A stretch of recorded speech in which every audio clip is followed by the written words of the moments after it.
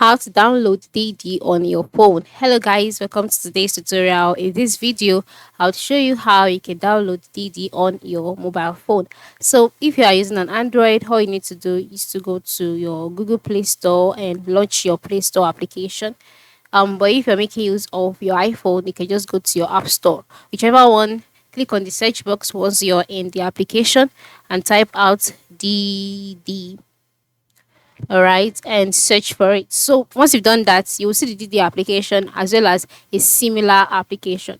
So just go ahead and click on the app, and then once you can see that, you can see the install button, and then you can see the different functions that you make use of the app for, and then just go ahead and click on install.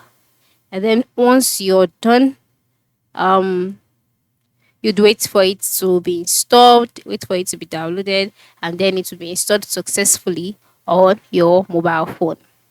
So once it is done installing, you can see that it has been installed, and then you can just click on the open option for it to open up the app, and then you can start making use of the application. So this is how you can download the DD application on your mobile phone. It is very straightforward.